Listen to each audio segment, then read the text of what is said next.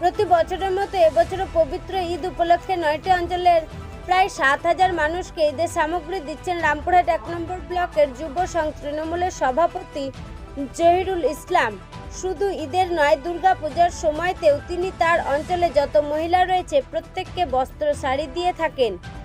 এবারে ঈদে বস্ত্র দিয়েছেন কিছু এবং ঈদের সামগ্রীর প্রয়োজন এলাকার সে মানুষদেরকে প্রত্যেককে কিছু কুচো ফল, লাচ্ছা, সামুই, চিনি ও আতপ চাল বিতরণ করবেন। কাল 27শে মার্চ থেকে শুরু হবে এই বিতরণ 30শে মার্চ পর্যন্ত। এই সামগ্রীগুলো দেওয়ার জন্য থেকে প্রস্তুতি চলছে। সেখানে জহিরুল ইসলাম নিজে উপস্থিত থেকে এই প্রস্তুতি শুরু করেছেন। তার এই কাজে এলাকার মানুষ থেকে শুরু করে গোটা জেলার মানুষ গর্ব অনুভব করে। জহিরুল ইসলাম পঞ্চায়েতে প্রত্যেকটি অঞ্চলের মানুষকে সমানভাবে সমান চোখে দেখে আসছেন।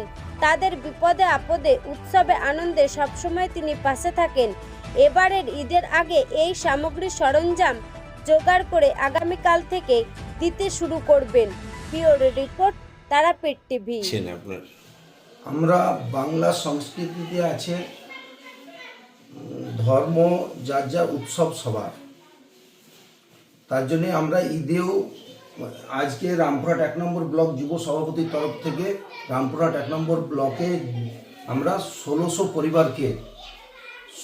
পরিবারকে লাচ্ছা এবং সামাই থেকে আরম্ভ করে নারকেল থেকে যেগুলো লাগে ঈদের সামগ্রী সবগুলো আমরা দিচ্ছি।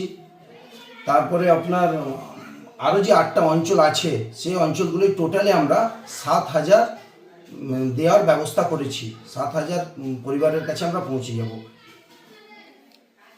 এটা কি শুধু ঈদেই দেন না আর অন্যান্য সময়? আমরা পুজোর সময় প্রত্যেকটা হিন্দু পরিবারের মহিলাদেরকে একটা করে শাড়ি দিই। আমরা বাদনাতে আপনার আদিবাসী সমাজের যে মহিলা আছে, মাঝি হারাম আছে, তাদের সঙ্গে থাকি, তাদের পাশে থাকি, তাদেরকেও দিই। আমরা ঈদে মুসলিমদের পাশে থাকি। এমনি আপনার অঞ্চলে যে মানে শারদ উৎসব পালন করা হয়? আমাদের অঞ্চলে শারদীয় উৎসব পালন হয়, সেখানে আমাদের বড় একটা প্রোগ্রামও হয় এবং প্রত্যেকটা পুজো কমিটিকেও ডাকি। কেমন লাগে যে এই দুস্থ পরিবারের পাশে দাঁড়ানোর ক্ষেত্রে? কেমন ভালো লাগে, নিজের মন থেকে একটু আনন্দ পাই।